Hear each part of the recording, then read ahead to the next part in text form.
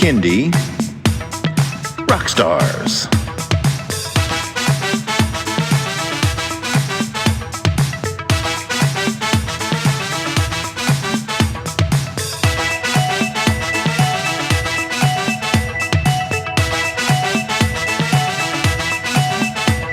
Prepare for a treat, let's meet and greet some bands and singers that are super sweet, making music that's fun for boys and girls.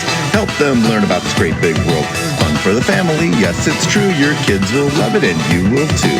Clap and dance and sing aloud, become a part of the Kindy crowd. These songs will make you move your feet and give your ears a great big treat. So settle in, grab your guitars, and let's get to know our Kindy Rockstars.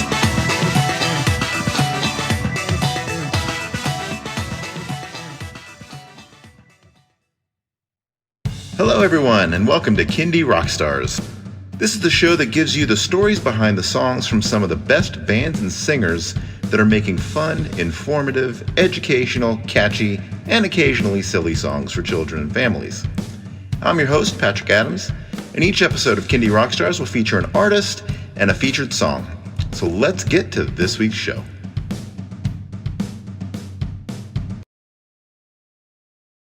With me today is Katie Dwyer of Katie Dwyer Music. Katie, welcome to the show. Thank you for having me. Happy to be here. So tell me a little bit about yourself and how you got into Kindy music. Sure. Well, gosh, man, when to even start that story?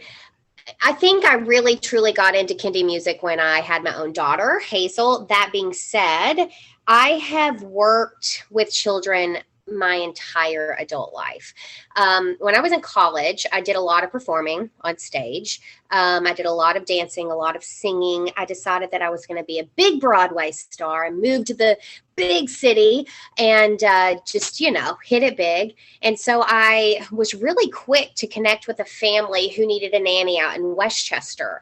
So I started nannying for this family. At the time, I was going into the city on the weekends whenever I could, dancing here and there. I did some choreography for some different dance companies, but really just always stayed kind of in a job where I was working and dealing with children. So I've always really been passionate to be around kids. The funny thing is now a lot of the kids that I took care of, and at this point, I think I've probably nannied 15 to 16 children.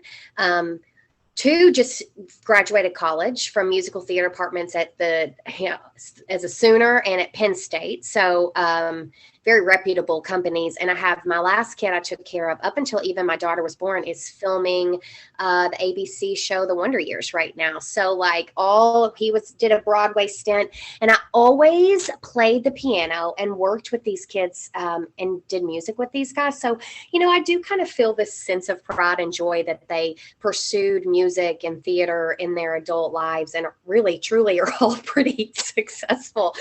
Knock on wood, so that theater gets going again and these guys can get full-on jobs on Broadway again. But when Hazel was born, it's kind of when it switched for me. We put her in some classes in New York City and when she was probably 11 months old, and we really loved the music programs that we put her in. And I had been doing music with her every day, even from when she was 2 months old. I'd sit her up. I would get stuffed animals that she had that she was really fond of, and I would write songs for every single stuffed animal. There was Betsy the Bug. There was Freddie the Yeti. There was Harriet the Hippo. And I would go through and sing all of these, my name is Betsy the Bug. And I'd go through all these songs, and we'd do it every day and every day. And my friends and Kevin would say, these are really catchy little songs. And I didn't really think much of it. I was like, I've played the piano my whole life. I've written music my whole life, but I didn't really think much into it until we took her to a music program.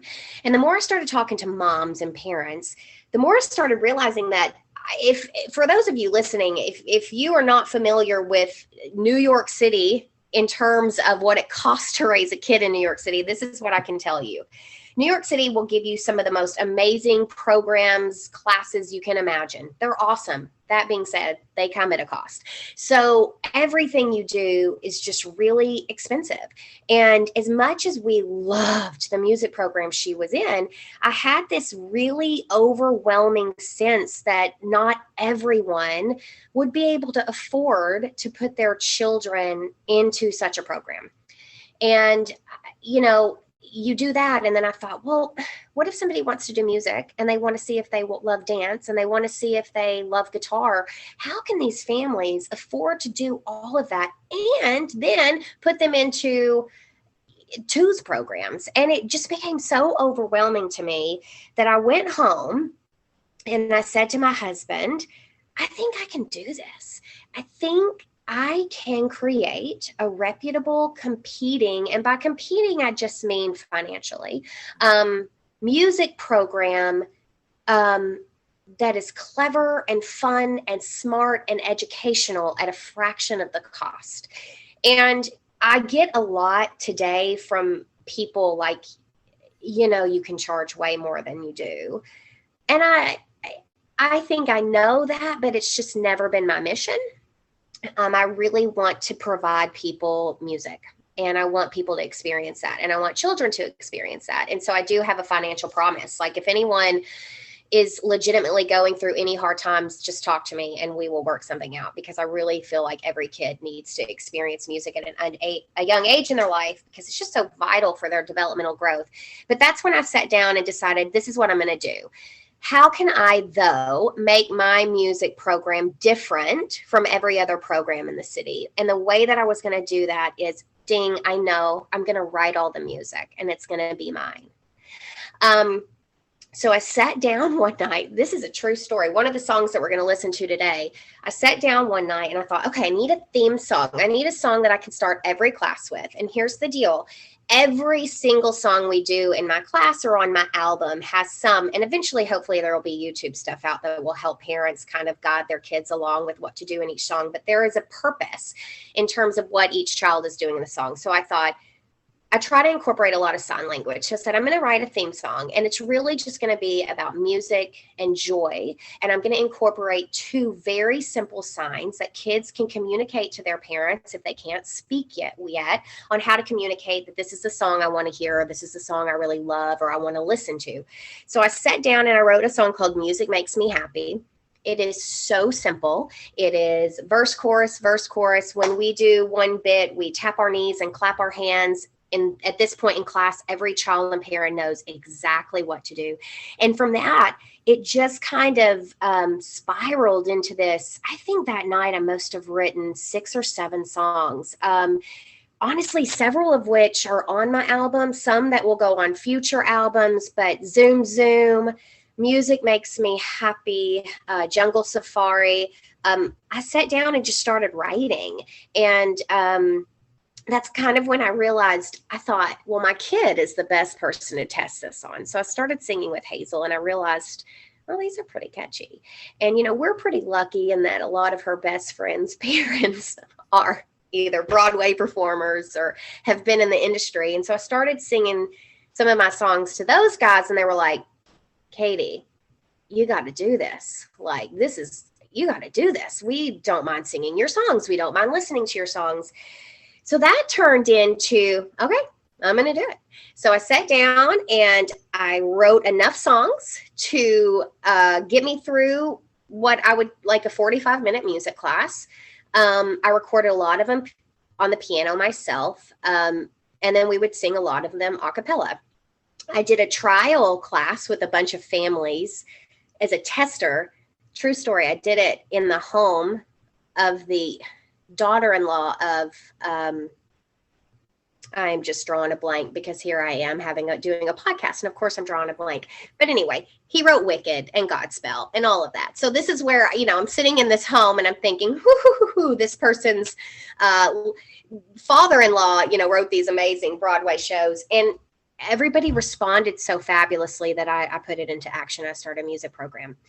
And then I decided, hey, I want to put some real music behind these tunes. So I contacted a friend of mine who played a long time in Nashville and did some different stuff for some different bands, who opened a studio in Arkansas called Haxton Road Studios. We were college friends. Oh, it is the most beautiful new studio you can imagine. And I said, hey, I'd love to record some of my songs because I have a music program. What's it going to cost me? How can we do this? He put me in touch with a lot of his studio musicians who are just out of this world. And originally it started off, I just need the instrumentals. I wanted just accompaniment to get me through these classes. And I learned quickly after starting the classes and having all these families say, hey, do you have lyrics that we can listen to at home? My kid only wants to sing your music. So I thought, okay, we're going to do an album. I'm just going to do an album. And so we started out with the instrumentals. I was so lucky. I had, some of these first classes, I think Jordan Sparks came to a couple of my classes with her son before they moved back to LA after she did a stint in a Broadway show. And I had a lot of Broadway people in my classes. And so I had some pretty fun people in class to kind of demonstrate some of these songs to. I really want families to enjoy music with their children. And I know it's really easy for us as adults to say, but of course we love listening to music. But listen, I'm a mom of a toddler, and there are songs that I love dancing and listening to with her. And there are songs that I've heard probably for several decades that I could hear some new stuff. So I have always, my goal was always just to write fun, catchy songs with great melodies, with a good, solid beat, but it's still super kid friendly and parent friendly. So I made the album happen. I had a lot of support from a lot of people, and that's, I dropped this album, I think last August in the middle of this pandemic. And, it's been doing really well, I think. And there's a big demand. Album number 2 comes out, this next year. And man, I cannot wait for people to hear the second album. I've been singing some of the songs in class, and yeah, it's a doozy. It's just musically, these guys are just so talented, these musicians. So that's kind of my background and how the whole my program in the city came to be, but also how the album kind of just evolved because I realized there was a need because people were asking me for this music. I never stopped writing. My keyboard is just over my shoulder, and I sit down and write a lot.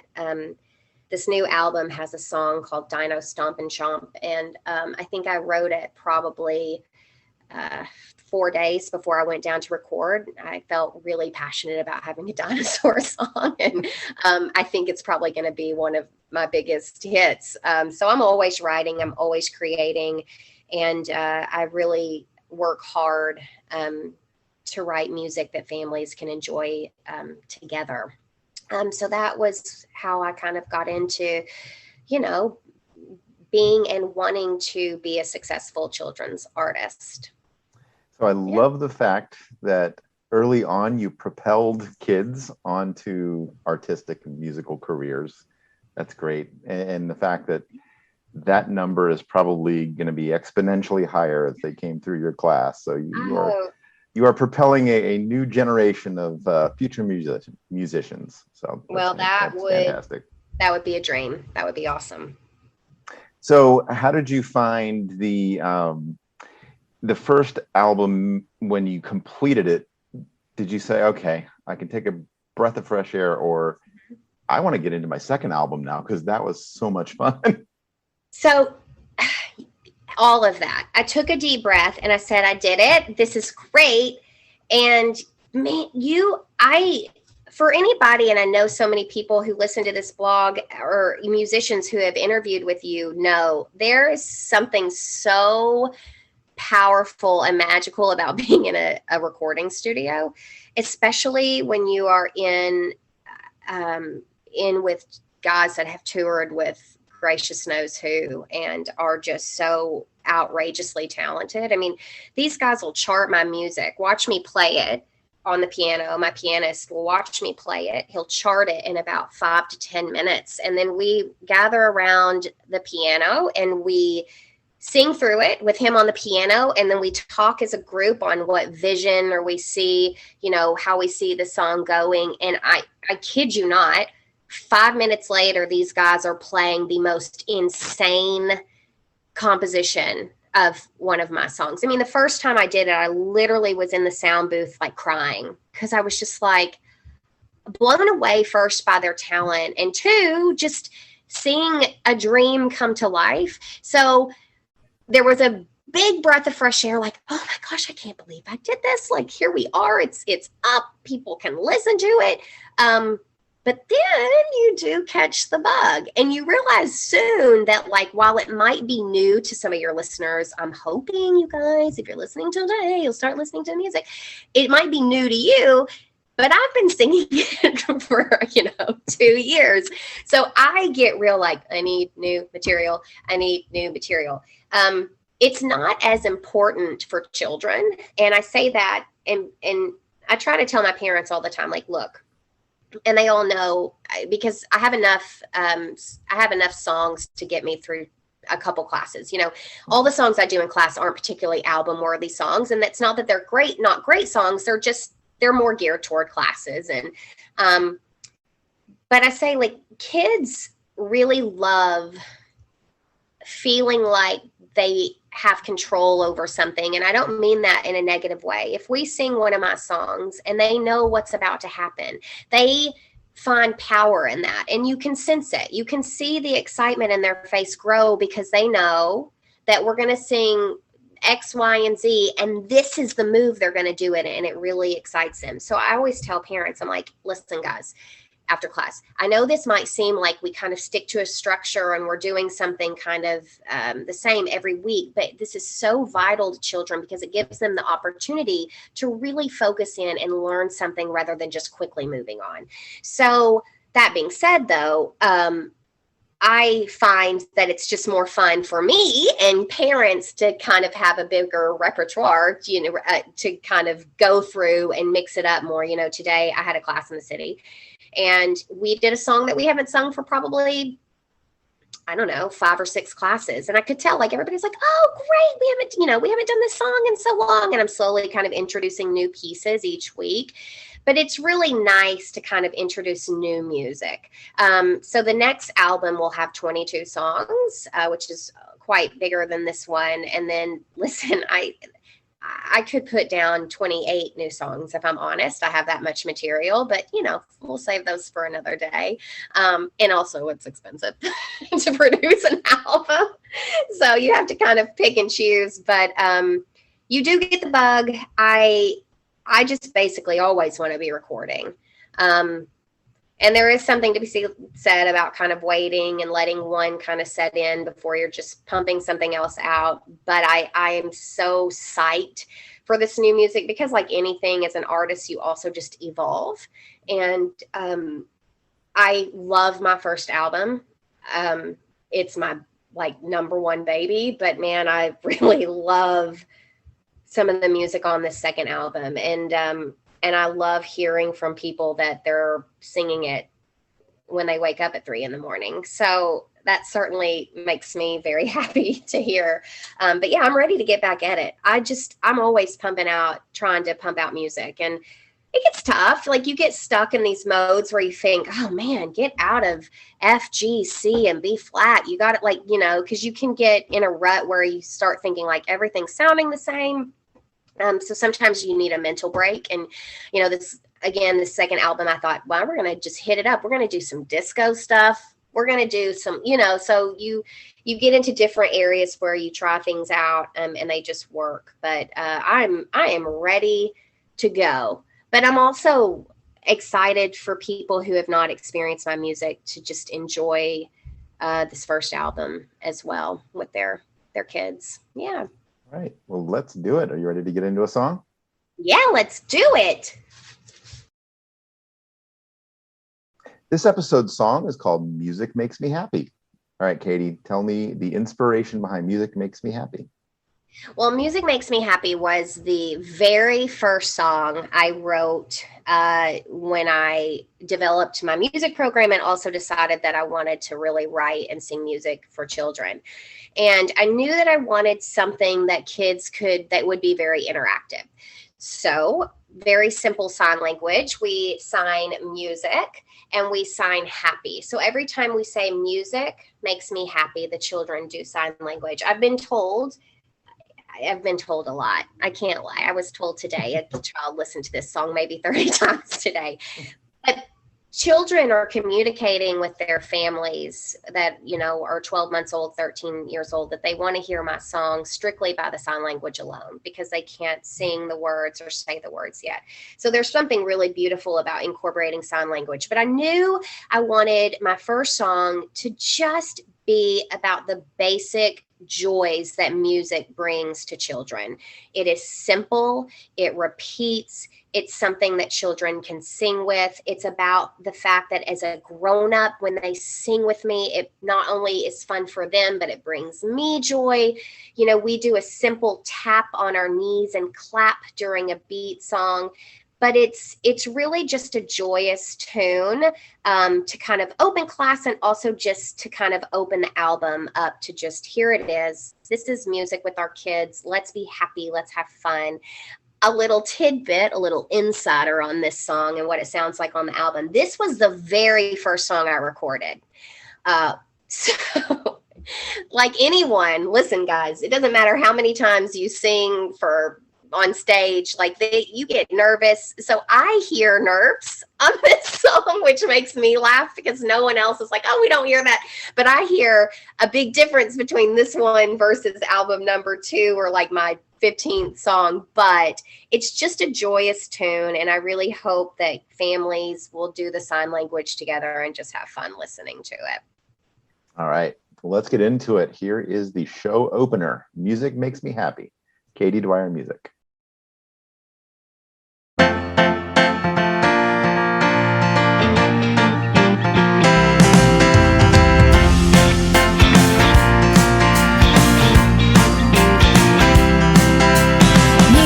Makes me happy, happy, happy as it should. Music makes me happy, happy, happy as it should. I like to hear your voice as it sings a melody. When you sing along with me, it makes me feel happy. It sounds so good, just like it should.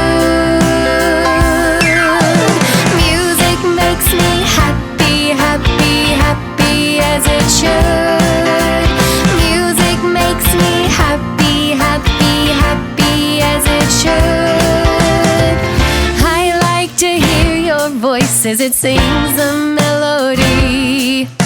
When you sing along with me, it makes me feel happy. It sounds so good, just like it should. Music makes me happy. Music makes me happy. Music makes me happy.